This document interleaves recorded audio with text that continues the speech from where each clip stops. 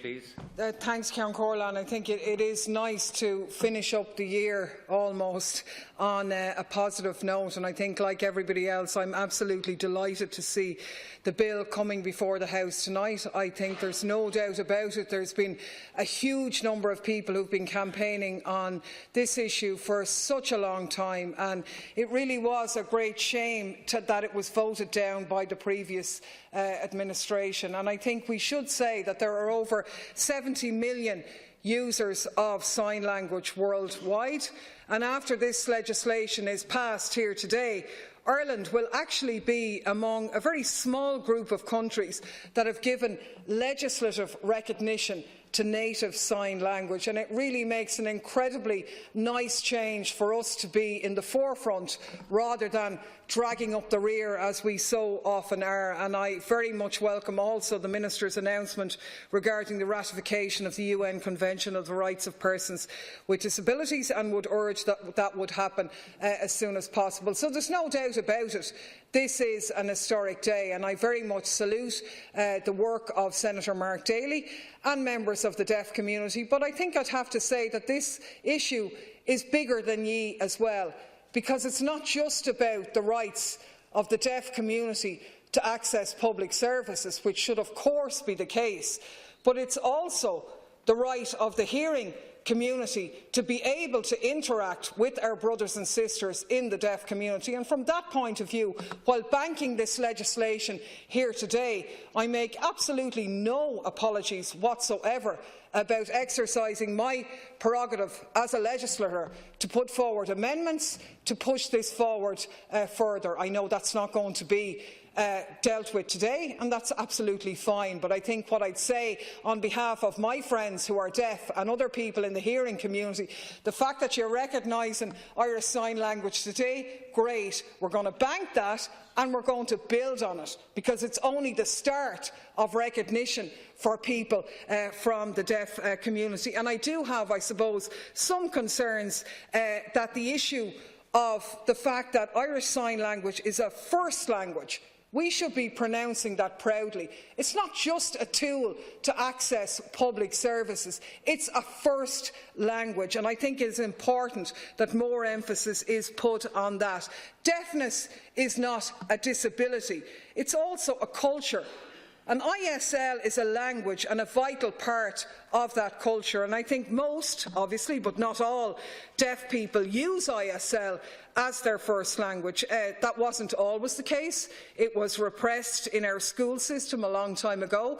That did a very great deal of damage and wrong inflicted on deaf people. I think the lack of recognition also had a negative effect in terms of ingraining discrimination against deaf people. So we should be proudly proclaiming today that ISL is an Indigenous language. It's unique to this island. It's not a second language for its users. It's not imposed on them by outside forces. It wasn't invented by an authority or by a government department or by a school curriculum. It was developed in a holistic fashion, and it has evolved through use over generations, just like other spoken languages. It has a grammar, a syntax, colloquialisms, dialects, and like all language, it's regulated by a unique culture and heritage of the geographic area where it comes from. So sign language are not and cannot be, I suppose, an international set of visible signals that can be read universally. So, I mean, I suppose I was surprised by the title of the bill, Recognition of the Irish Sign Language for the Deaf Community, and I'm delighted that the Minister is changing that, because that's too narrow. The whole country needs to recognise sign language, and I'm very glad that the Minister is accepting that point. Everybody, deaf and hearing in our community, should recognise that ISL is a language. There's about, as others have said, 5,000 deaf people in Ireland who use it, but over 40,000 users of ISL, many of whom are hearing, and that's something that we should be encouraging.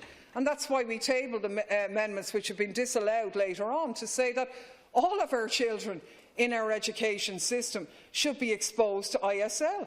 so that we can all communicate with each other as brothers and sisters, hearing and deaf in Irish society. I think that would be far preferable. I have tabled an amendment. I'll maybe deal with that later on, because I'm a little bit concerned maybe about aspects, about a narrow approach to ISL as a tool for social services. And I suppose I made this point when we discussed it in the report from the Justice Committee last year.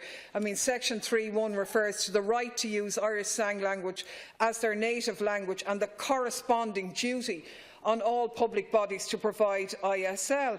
Yes, the bodies do have a duty, but I think we have to say that the language exists regardless of that duty, and we should be giving that a recognition here today, as distinct simply from just accessing services, which is obviously critically important, and other deputies have dealt with that issue as well. I think the point is, and as it was raised in the Justice Committee report, to ensure that adequate steps are taken to end the marginalisation being experienced by members of the deaf community, and we as hearing people actually have to step up and recognise that I suppose the language belongs to all of us, and we should be encouraging hearing people to learn and access that language. And I suppose, having achieved tonight, or we will in a very short time, the historic phase of recognising ISL as a language, then we need to build on that and ensure that it is incorporated in our education system, in our health system,